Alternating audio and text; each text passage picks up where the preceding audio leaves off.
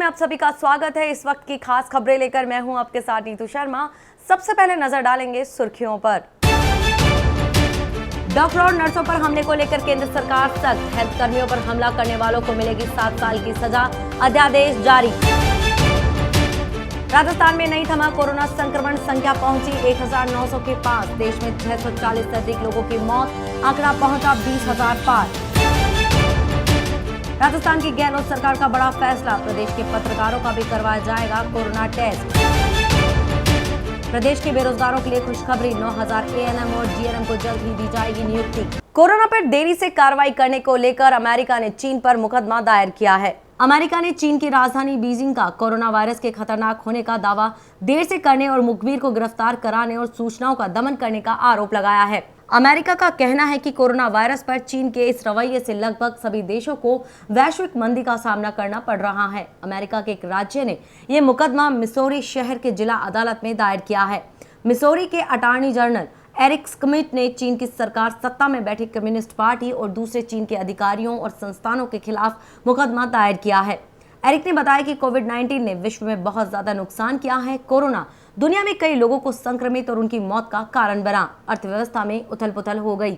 Corona virus महामारी के दौरान देश में डॉक्टरों और नर्सों पर हमले को देखते हुए सरकार ने उनकी सुरक्षा के लिए एक अध्यादेश जारी किया है। नरेंद्र मोदी कैबिनेट की बैठक में आज 123 साल पुराने कानून में बदलाव करने का फैसला किया गया और हेल्थ कर्मियों के लिए अध्यादेश लाने का फैसला किया गया। कैबिनेट बैठक के बारे में जानकारी देते हुए केंद्रीय मंत्री प्रकाश जावड़ेकर ने बताया, उन्होंने कहा कि हेल्थ कर्मियों पर हमला करने वालों पर 50,000 से 2 लाख के जुर्माने का प्रावधान है।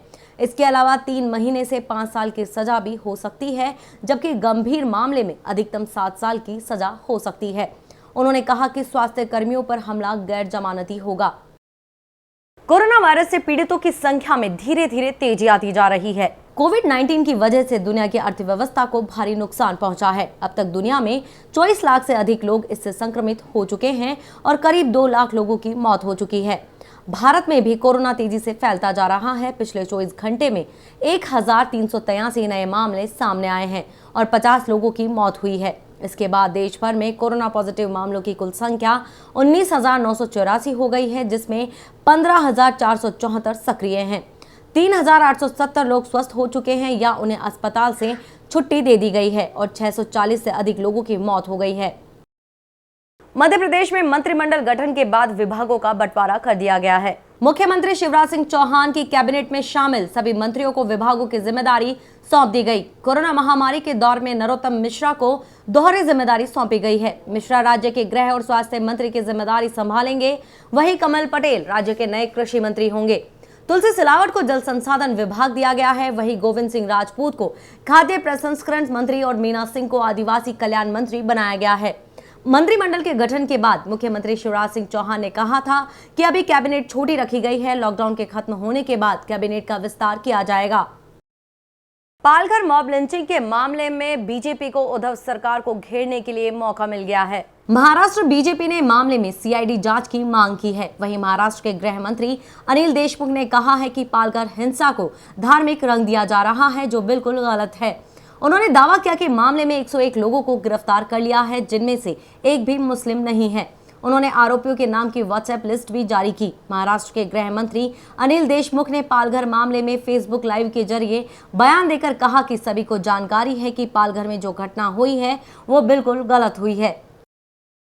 महाराष्ट्र में कोरोना का कहर थमने का नाम नहीं ले रहा है। यहाँ दिन रात ड्यूटी पर डटे 64 पुलिस कर्मियों की भी रिपोर्ट कोरोना पॉजिटिव आई है। इसमें 12 अधिकारी भी शामिल हैं, जबकि 52 कांस्टेबल हैं। इनमें से 34 पुलिसकर्मी अकेले मुंबई से हैं, जहां इस वक्त सबसे अधिक कोरोना मरीज हैं। इससे पहले महाराष्ट्र के मुख्यमंत्री उद्धव ठाकरे के मुंबई स्थित आधिकारिक आवास पर तैनात महिला पुलिसकर्मी कोरोना पॉजिटिव पाई गई है। मुख्यमंत्री आवास से महिला एएसआई के कोरोना संक्रमित पाए जाने के बाद एहतियातन यहां तैनात 6 और पुलिसकर्मियों को क्वारंटीन कर दिया गया है। इनका कोरोना सैंपल लिया गया तो एएसआई कोरोना पॉजिटिव निकली। केंद्रीय गृह मंत्री अमित शाह और स्वास्थ्य मंत्री डॉक्टर हर्षवर्धन ने वीडियो कॉन्फ्रेंसिंग के जरिए इंडियन मेडिकल एसोसिएशन के डॉक्टरों से बातचीत की। अमित शाह ने डॉक्टरों को सुरक्षा का आश्वासन दिया और उनसे अपील की कि वे उनके द्वारा प्रस्तावित सांकेतिक प्रदर्शन न करें। शाह ने कहा कि सरकार उनके साथ है। अमित शाह से बातचीत के बाद आईएमए ने प्रदर्शन का फैसला वापस ले लिया है। अमित शाह ने कोरोना वायरस के खिलाफ संघर्ष में डॉक्टरों के योगदान को सराहा। साथ ही शाह ने उन्हें सुरक्षा का भरोसा भी दिया। गृह मंत्री की डॉक्टरों के साथ यह बातचीत ऐसे समय में हुई जब देश भर में कोरोना वायरस से लोहा ले रहे डॉक्टरों और स्वास्थ्य कर्मियों पर हमले की खबरें आ रही हैं। लॉकडाउन पर केंद्र से चल रही तनातनी के बीच इस बार राज्यपाल जगदीप धनखड़ ने ममता से सीधा मोर्चा लिया है। उन्होंने ममता बनर्जी पर आरोप लगाया है कि सरकार ऐसे संकट की घड़ी में राजनीतिक रोटियां सेक रही है। यह समय राजनीति का नहीं है, लेकिन वह राजनीति कर रही है। राज्य में लॉकडाउन का पालन नहीं हो रहा है, धार्मिक आयोजन किए जा रहे हैं। उनके बार बार हाथ जोड़कर अनुरोध करने के बाद भी उनकी कोई सुनवाई नहीं हो रही। जगदीप धनखड़ ने कहा कि पश्चिम बंगाल की जनता केंद्र सरकार के साथ है, लेकिन सरकार लॉकडाउन का पालन नहीं करवा रही है। उन्होंने आरोप लगाया कि मैंने राज्य सरकार को कई बार आगाह किया, यह तीसरा विश्व युद्ध है। उन्होंने कहा कि यह राजनीतिक रोटियां सेकने का समय नहीं है। मुझे धक्का लगा है कि राजनीति लोगों को कहां तक ले जा सकती है। जम्मू कश्मीर के शोपियां जिले में सुरक्षा बलों के साथ मुठभेड़ में 4 आतंकवादी मारे गए हैं। सुरक्षा बलों को सूचना मिली थी कि इलाके के मेलहुरा गांव में आतंकी मौजूद हैं। इस सूचना पर सेना की 55 राष्ट्रीय राइफल, सीआरपीएफ और एसओजी की टीम ने गांव की घेराबंदी कर सर्च ऑपरेशन चलाया। घेरा सख्त होता देख एक मकान में छिपे आतंकियों ने सुरक्षा बलों को निशाना बनाकर फायरिंग शुरू कर दी। पहले तो सुरक्षा बलों ने उन्हें समर्पण के लिए कहा, इसके बाद भी आतंकियों ने गोलीबारी जारी रखी तो सुरक्षा बलों ने भी जवाबी कार्रवाई की। सुरक्षा बलों ने भी जवाबी कार्रवाई करते हुए मुठभेड़ में 4 आतंकवादी मार गिराए। राजस्थान में अब पत्रकारों की कोरोना जांच करवाई जाएगी, जिसके बारे में चिकित्सा और स्वास्थ्य मंत्री रघु शर्मा ने कहा कि हमें पत्रकारों की सेहत की चिंता है, इनके टेस्ट भी करवाए जाएंगे। महाराष्ट्र में बहुत सारे पत्रकार पॉजिटिव मिले। कई मेडिकल विभाग के अधिकारी जो मरीजों के इलाज में जुटे हैं वो भी पॉजिटिव मिले। डॉक्टर शर्मा ने कहा कि स्वास्थ्य कर्मियों की तरह ही पत्रकार बिरादरी अपनी जान जोखिम में डालकर आमजन को कोरोना संबंधी सूचनाएं उपलब्ध करा रही है। उन्होंने कहा कि देश के कई हिस्सों से पत्रकारों के पॉजिटिव आने की सूचना मिली है। ऐसे में मुख्यमंत्री के निर्देश पर राज्य के पत्रकारों की कोरोना जांच करवाई जाएगी ताकि वे बेफिक्र होकर अपनी ड्यूटी निभा सकें।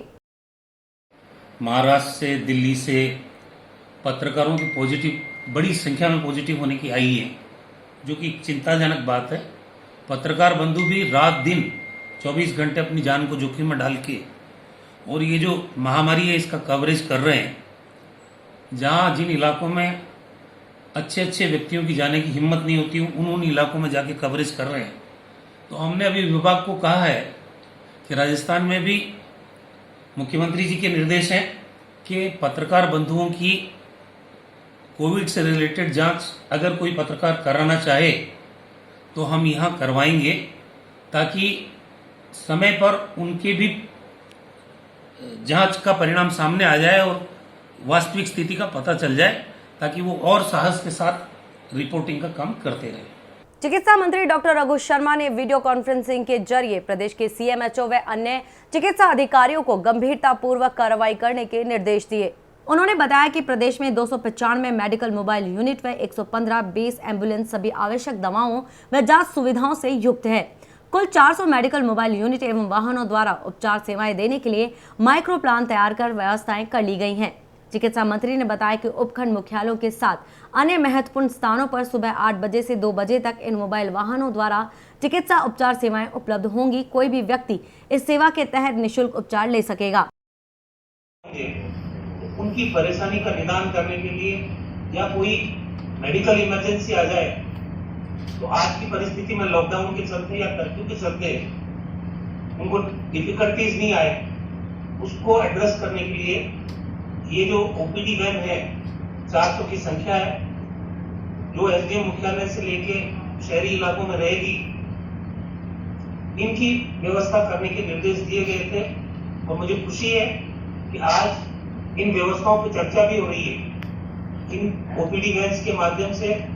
वहीं चिकित्सा एवं स्वास्थ्य मंत्री डॉक्टर रघु शर्मा ने कहा है कि कोरोना से लड़ाई में मैन पावर की कमी नहीं आने दी जाएगी। पिछले दिनों 735 नए चिकित्सकों को जिलों में नियुक्ति दे दी गई है और अब 2000 नए चिकित्सकों की भर्ती की प्रक्रिया शुरू की जा रही है। मुख्यमंत्री के निर्देश पर न्यायालय में अटकी 12,500 जीएनएम और एएनएम की भर्ती का रास्ता साफ करते हुए 9,000 एएनएम और जीएनएम को जल्द ही नियुक्ति दी जाएगी। उन मरीजों को जो राजस्थान के अलग अलग हिस्से में रह रहे हैं चाहे ग्रामीण इलाके में है, चाहे कर्फ्यूग्रस्त इलाके में है। वैसे तो लॉकडाउन है सब जगह ही, आज परेशानी तो सब जगह है, उनको इसका लाभ मिलना चाहिए। प्राथमिक जांच तो इस बेड में ही सुविधा रहनी चाहिए, लेकिन अगर कोई गंभीर है तो उसको आप जो निकटस्थ अस्पताल है उसमें ले जाके उनका पूरा दिखा के उनकी अगर कोई जांच करवानी है जांच भी करवाए, और हो सके तो उनको वापस घर तक छोड़ के भी आए। इसलिए ये व्यवस्था की गई है। राजस्थान में कोरोना का संक्रमण बेकाबू होता जा रहा है। प्रदेश में शाम 5 बजे तक 133 नए पॉजिटिव केस सामने आए, जिसमें जयपुर में 66, अजमेर में 44 लोग पॉजिटिव मिले। वहीं कोटा में 6, टोंक में 6, नागौर में 4, जोधपुर में 3, टोंक, दौसा, सवाई माधोपुर और भरतपुर में एक व्यक्ति कोरोना संक्रमित मिला, जिसके बाद राजस्थान में कुल आंकड़ा 1868 पहुंच गया। राज्य के 33 जिलों में 26 जिलों में संक्रमण पहुंच चुका है। सबसे ज्यादा जयपुर में अब तक 725 संक्रमित मिले हैं। इसके अलावा जोधपुर में 326, भरतपुर में 103, कोटा में 114, टोंक में 105, बांसवाड़ा में 61, नागौर में 75 और अजमेर में 103 मरीज मिले हैं। हर कोई अपने जन्मदिन और शादी की सालगिरह को अपने अंदाज में मनाता है। कोई इस दिन भोजन का आयोजन करता है तो कोई कुछ और, लेकिन जालोर निवासी गणपत सिंह राजपुरोहित ने अपनी शादी की सालगिरह को बड़े अनोखे ढंग से सेलिब्रेट किया। गणपत सिंह राजपुरोहित ने अपनी शादी की 14वीं सालगिरह पर साथियों के साथ मिलकर रक्तदान किया। राजपुरोहित ने बताया कि शादी के प्रथम दिन ही पति पत्नी ने तय कर लिया था कि शादी की वर्षगांठ पर जरूरतमंदों के काम आने के लिए रक्तदान करेंगे। उसी समय से लगातार अपनी शादी की सालगिरह पर राष्ट्रीय स्वयं सेवक संघ परिवार के सदस्यों के साथ रक्तदान करते आ रहे हैं। प्रेम सिंह राजपुरोहित ने जानकारी देते हुए बताया कि गणपत सिंह राजपुरोहित जरूरत पड़ने पर जरूरतमंदों को रक्तदान करते रहते हैं। गणपत सिंह राजपुरोहित राजस्थान के जालोर जिले के रेवतड़ा गांव के मूल निवासी हैं और उनकी कर्नाटक के हुबली शहर में बैग की दुकान है। फेसबुक मुकेश अंबानी की कंपनी जियो में 43,574 करोड़ रुपए का निवेश करेगी। इस निवेश के बाद जियो में फेसबुक की हिस्सेदारी 9.99% हो जाएगी। भारतीय टेक्नोलॉजी सेक्टर में यह सबसे बड़ा एफडीआई है। दोनों कंपनियों के बीच इस डील के बाद जियो का वैल्यूएशन 4.62 लाख करोड़ रुपए का हो जाएगा। फेसबुक और जियो के बीच इस डील को भारत के टेक्नोलॉजी सेक्टर में अब तक का सबसे बड़ा विदेशी निवेश कहा जा रहा है। इस निवेश के बाद जियो भारत की 5वीं सबसे बड़ी लिस्टेड कंपनियों में से एक बन गई है। इस निवेश के बाद जियो प्लेटफॉर्म्स, रिलायंस रिटेल लिमिटेड और व्हाट्सएप के बीच भी एक व्यावसायिक पार्टनरशिप समझौता हो गया है। इसके अनुसार रिलायंस रिटेल अपना न्यू कॉमर्स व्यवसाय व्हाट्सएप की मदद से जियो मार्ट के प्लेटफॉर्म पर कर सकेगा। सप्ताह के तीसरे कारोबारी दिन फेसबुक जियो डील से घरेलू शेयर बाजार हरे निशान पर बंद हुआ। बॉम्बे स्टॉक एक्सचेंज का प्रमुख इंडेक्स सेंसेक्स 742.84 अंक की बढ़त के साथ 31,379.55 के स्तर पर बंद हुआ। वहीं नेशनल स्टॉक एक्सचेंज का निफ्टी 205.85 अंक की तेजी के साथ 9,187.30 के स्तर पर बंद हुआ। आज Zee limited, Reliance, IndusInd bank, Asian Paints, UPL, Maruti और हीरो मोटोकॉर्प के शेयर हरे निशान पर बंद हुए। वहीं ओएनजीसी, वेदांता लिमिटेड, सिप्ला और ग्रासिम के शेयर लाल निशान पर बंद हुए। खबरों का सिलसिला यूं ही जारी रहेगा। देखते रहिए द एंगल। नमस्कार।